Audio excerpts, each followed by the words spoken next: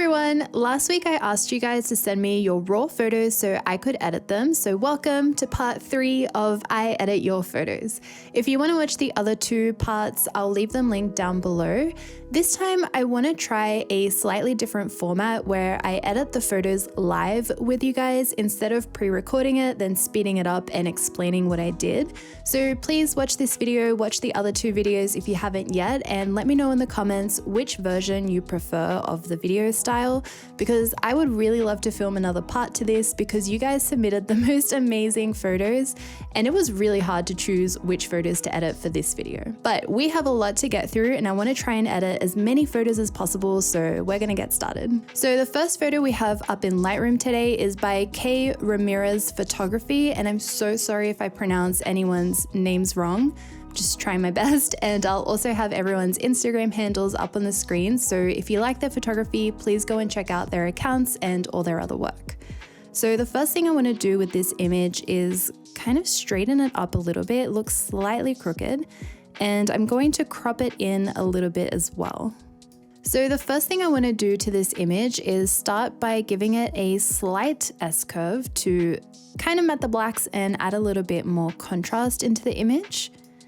And then I want to bring up the shadows to bring out all those beautiful details in the trees of the background, and also bring up the exposure very slightly, and then bring down the highlights to kind of save all that detail on the model's skin and the waterfall in the background. I like the white balance where it's at, so next I want to go down into HSL and go into hue, and I want to play around with the colors, with the green color of the trees. Kind of want to make it look a little bit more lush. So I'm going to bring up the hue in both yellow and green. That will give the green a really nice color, which I like.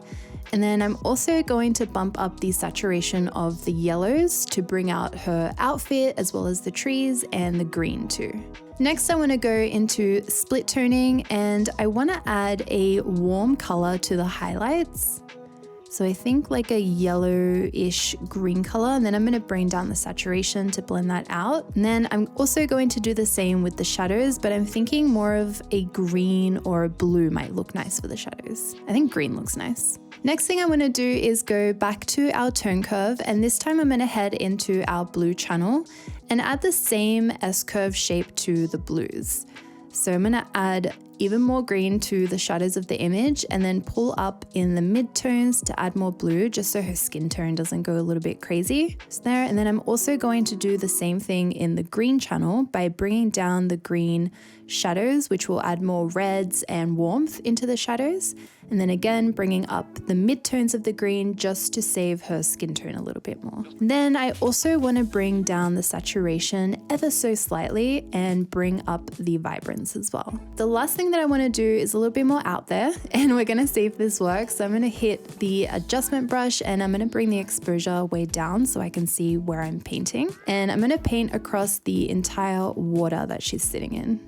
I know you can also hit the shortcut O to see where you've painted, but I kind of find it quicker and easier to bring the exposure down, and then once I've got everything that I want, I'll bring the exposure back to where it was. So I kind of want to bring out a little bit more blue in the water, so I'm going to bring the temperature down and the tint up, and I kind of don't really want to go overboard. And I think I'm done with this photo. So here is the final before, straight out of the camera, and after.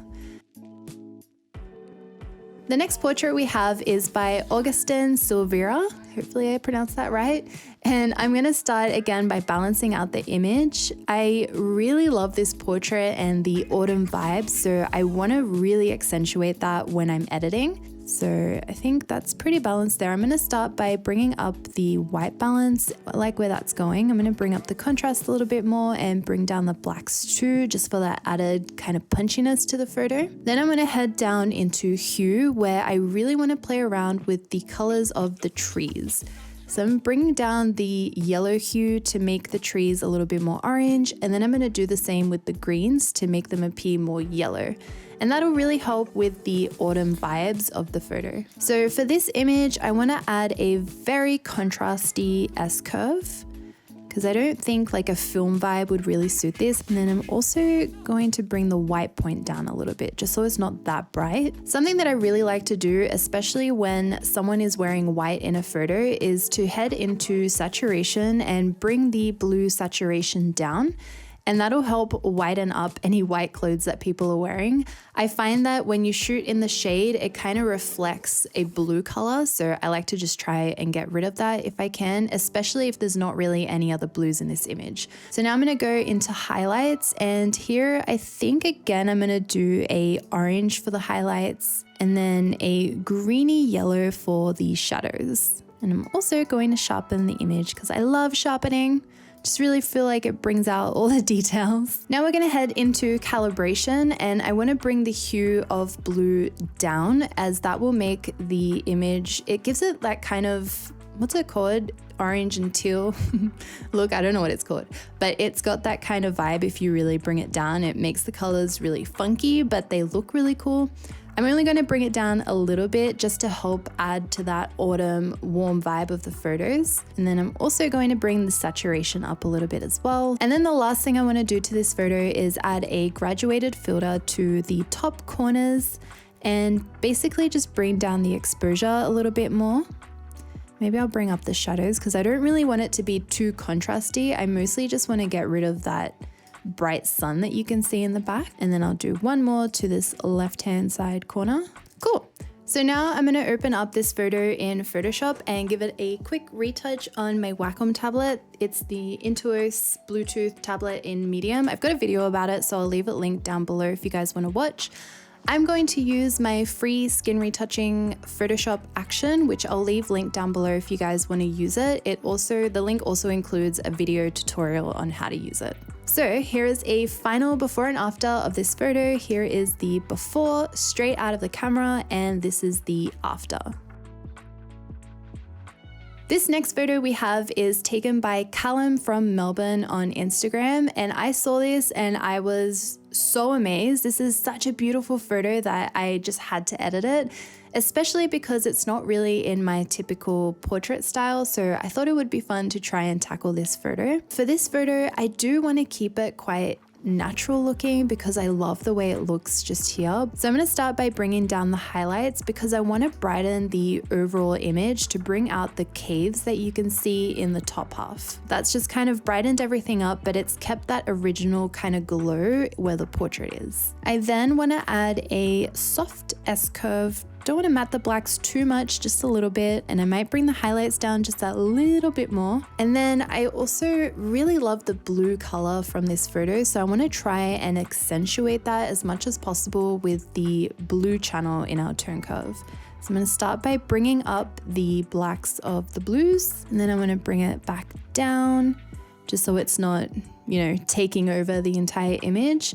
And then I want to bring the midpoints of the blue up, which will really brighten up that blue that you see in the photo. And then I also want to go into our red channel and bring it down in like the shadow midtones kind of area, as that will also really accentuate the blues. And then I might bring up our white balance a little bit just so it's not artificially looking blue. And maybe I'll bring down the vibrance a touch as well.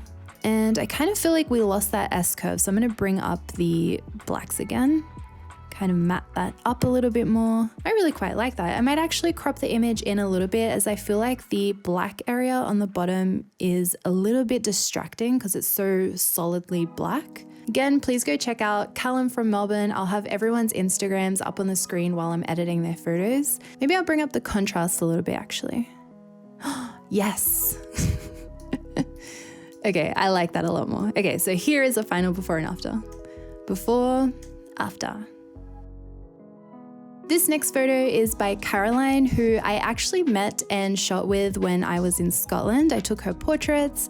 I think I have a blog post about that, and if I don't, I am behind on my blogging, so I'll have to post it so you guys can see.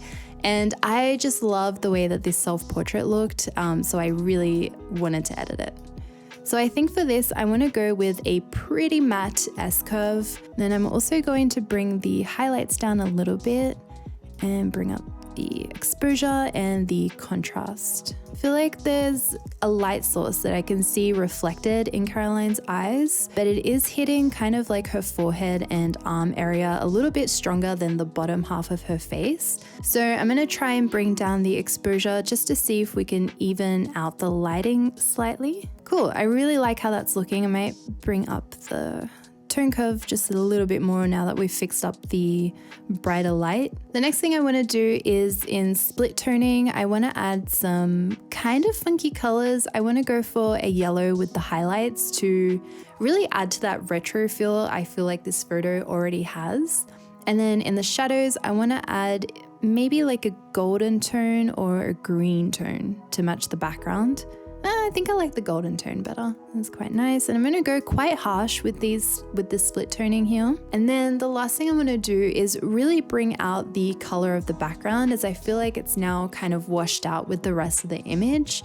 So in saturation, I'm going to bring up the greens and the aquas, and then bring up the luminance of those as well, just to brighten up that background. And then I'll also bring up the hue of green and aqua too, just to make the background a little bit more green than it was before. Now we're gonna go into calibration, and I'm gonna start by bringing the tints up into the pinks. And I also want to bring the blue primary hue down just to help with those yellow skin tones. It'll make them appear a little bit more pink. And then the same thing with green primary. I'm going to bring the hue up to help those skin tones look a little bit pinker as well. Because of the yellow highlights that we added, the skin is looking a little bit yellow, so I'm just going to counter that. And then I also want to bring the saturation of greens up and the saturation of red down. And now I'm also going to open this photo up in Photoshop, and again use my skin retouching Photoshop action to retouch the skin a little bit. And I also thought it would be cool, I have a film scan that was just black. I wanted to add that on top of the image to give it a little bit more texture. So here is the final photo by Caroline. The next photo we have is by Lex Creates, and this was taken in Japan, and it was too beautiful for me not to edit. I love this so much. So we're going to be editing this photo. So I'm going to add a slight S-curve to my photo as usual. And then I'm also going to try and balance out the photo because it is quite bright in the top and a little bit dark down the bottom. So I'm going to bring down the highlights and bring up the shadows, as well as the overall exposure and contrast. I'm also going to crop it and straighten it out. There's a bug flying around the room. It's freaking me out. Okay, the next thing I want to do is use the adjustment brush, and this is a kind of like a personal stylistic choice. A lot of people don't like to over edit a landscape or like a street kind of photo, but I love to edit, so I'm gonna go for it.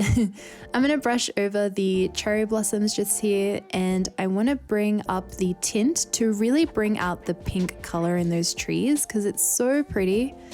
So I just wanna accentuate that a little bit and maybe bring down the exposure slightly so they're a bit more prominent in the photo. Then the next thing I want to do is use a graduated filter and drag it across this kind of top corner here and bring down the exposure because I feel like the buildings are a little bit too bright for my liking. And then because we drag just like a whole triangle across the photo, I'm going to use the brush tool to erase some of the